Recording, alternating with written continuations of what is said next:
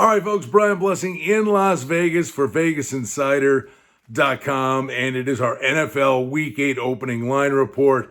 It's football weather. It's in the 50s in Las Vegas. We had to pull the hoodie out, so we're ready to rock and roll.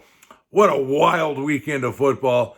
Let's look at the opening numbers. Again, how we do this is we give you the number that was posted, the advanced wagering line prior to the games being played. We've seen incredible swings since we started doing this year.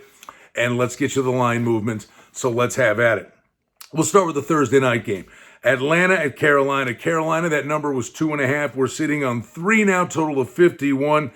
Atlanta is a dumpster fire. Did they not watch the Penn State game? Gurley went in for the touchdown, kneeled down at the 1, kicked the field goal, go home, win the game. They leave time. Stafford takes them down the field, and Detroit wins it on the last play of the game. Incredible. Atlanta is just, it's incredible. Total in this game is 51. Carolina, Bridgewater's playing well, hung in there with New Orleans. Now, let's get to the weekend. How about New England at Buffalo? This number was 3. Buffalo, a pedestrian effort, get by the Jets. It was ugly, but the numbers goes from 3 to 4 because the Patriots got whipsawed by the Niners, and the total in the game is 44.5. Josh Allen, threw for over 300 yards, but they couldn't put it in the end zone. The kid Bass missed a couple of field goals, but he went 5 for 7. The Bills have to get a running game going. And the problem, the Patriots can't stretch the field. That's their problem. Wow, Belichick's got some work to do here. Tennessee, it was a 3.5 point spread for Tennessee at Cincinnati. That number is up to 4. The total is 54.5. I got to tell you, give Cincinnati full marks with Burrow. Right there, a wild finish. Cleveland gets the win. But Tennessee stages this furious rally that comes up just short against Pittsburgh, coming off their first loss. I've got a funny feeling with that number sitting at 4. I think this goes up. I think this could be 4.5, 5, maybe even 5.5. I think I know Cincy's been good, but I think there's going to be some steam on Tennessee. So if you like Tennessee, I think you should bet them early in the week.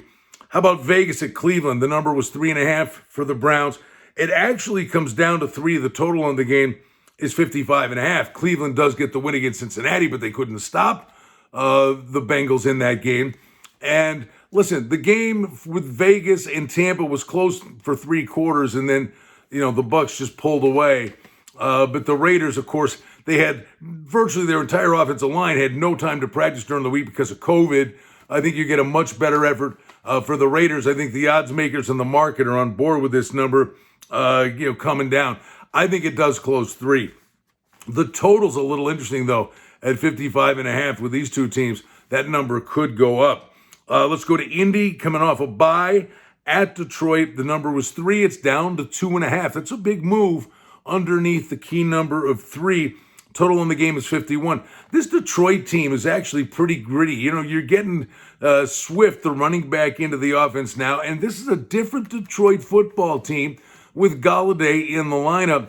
And, Stafford, say what you want about him. I mean, he's pretty gritty. I think this is a decent football team that's so close to being really good, but that's a very interesting football game. The total is 51. Minnesota off a bye at Green Bay. The number was 6.5. Number goes up to 7. The total is 55. Let's see if Cook comes back healthy for Minnesota in this spot. But Rodgers lighting it up with Devontae Adams. Now, Jones was nicked up. But let's see how this all shakes out. But Minnesota coming off a bye. If Cook can get back in there, Madison really struggled as the starter, but I think that kid's capable of so much more. But listen, Minnesota division game coming off a bye. Kirk Cousins can drive you crazy, but I think you're going to get a good effort from the Vikings in this game. The Jets at Kansas City, we talked about this with odds makers here in Vegas on my radio show. Said, watch out, wait till you see what happens when KC plays the Jets. Sure enough, the advanced number was 21.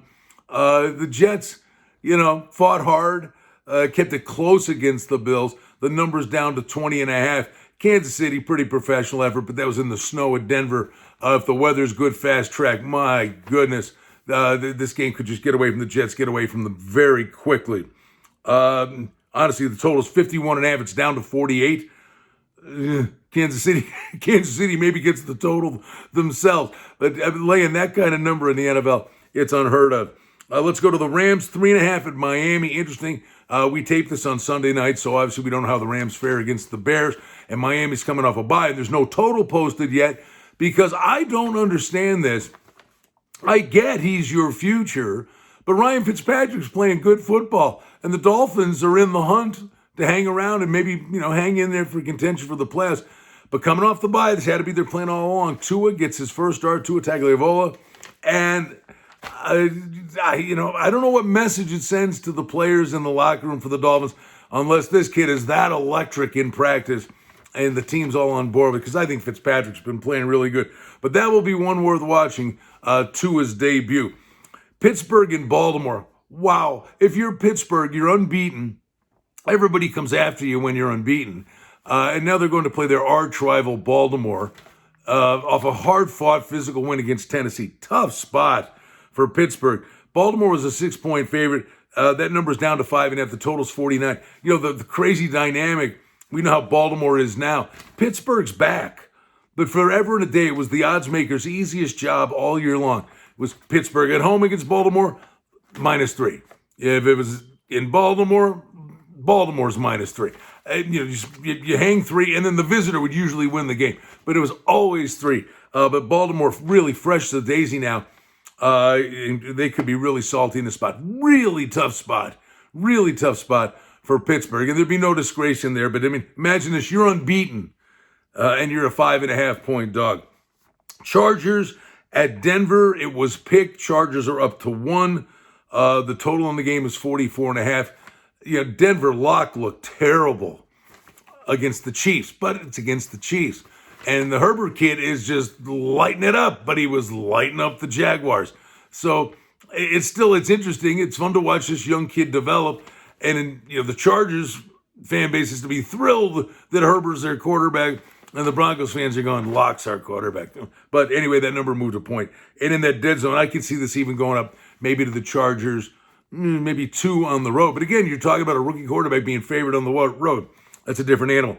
Let's go to New Orleans, a 3-point favorite. That was the advanced number. It's down to 2.5 for their game against Chicago. And again, we don't know how the Monday night game goes. We do know the shorter work week. Something about this Bears team, though, they just hang around. They're physical. Sometimes it isn't pretty. There's something about them. And sometimes Foles, what he does isn't pretty, but he comes up with a big play when you need him. So it's an interesting game. And New Orleans, you got to get Michael Thomas back in the lineup. They didn't have Emmanuel Sanders. Breeze really played well in the game against Carolina. Still a very good New Orleans football team. All right, we get to San Fran at Seattle. This number was Seattle, 6.5. Well, that number is down. That was the advanced number. That number is down to 3.5. And I can see this thing, maybe crazy as it sounds, getting down to 3 because San Francisco goes and thumps New England. So the Niners kind of circling the wagons. Jeff Wilson was the guy that went nuts for the Niners, and Garoppolo gets revenge, I guess you want to call it, against his old team with New England. But Seattle plays an incredible football game with Arizona, but they suffer a heartbreaking loss in overtime, their first loss of the year. And Seattle kind of got conservative at the end of regulation, had a 10-point lead late. They made Arizona set up for a field goal, and then they got an unsportsmanlike conduct.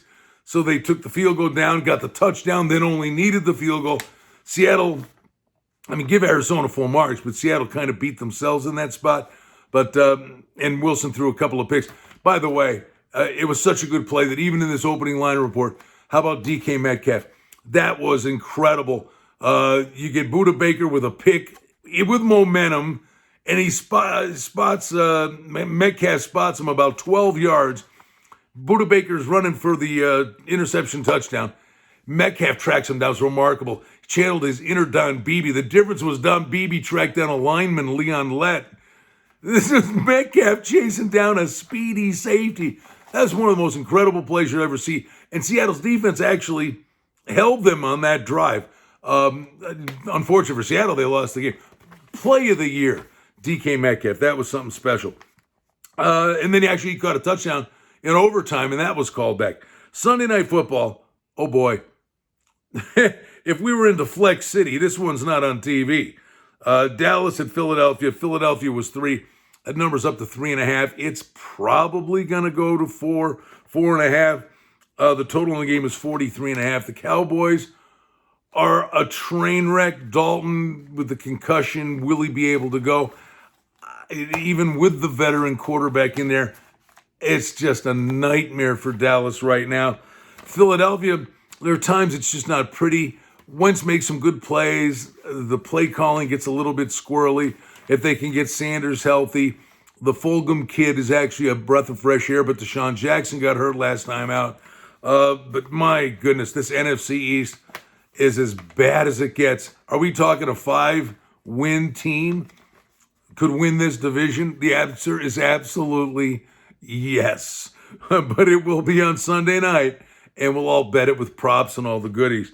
Then on Monday Night Football, not another great one. Tampa Bay at the Giants. Tampa Bay was 8.5. This number goes up to 10. All right, and the total in the game is 47.5. Now, this is 2 weeks in a row, and the number was spot on when Tampa Bay beat the Packers, and the Raiders were coming off a bye, and it just beat Kansas City. A game that was picked went to 3. Tampa Bay ends up pulling away and wins handily. But clearly we're seeing the Tom Brady influence here. No, by the way, Antonio Brown showing up here with this team. But we're seeing the Tom Brady influence that this is becoming a public team. The numbers are inflated, a number that goes up to 10. But this Tampa Bay team, pretty interesting in the NFC South. And Brady, and it stood to reason, right? There'd be a little bit of a transition as good as he is. He's got to get to know Godwin and Evans and his teammates. And now you're throwing Antonio Brown in, who Brady worked out with a lot last year. This is going to be interesting to see what this Bucs team does, and they'll be very polarizing the rest of the way. I think there's going to be, and the weather is finally a thing. It's that time of year. Again, I got the hoodie on. It's cold here in Las Vegas, but weather's a thing. We saw snow in Denver, and that is now going to be something that absolutely becomes part of the handicap. It becomes something trying to get an early look at a weather forecast. We know sometimes rain and snow, it can still produce points because the defenders are slipping. Wind is what you're looking for. When it's windy, that's when the scoring becomes a little harder to come by. This is a great time of year. We love being with you here at VegasInsider.com with our opening line report for Week 8 in the NFL. Good luck this week. I'm Brian Blessing in Las Vegas.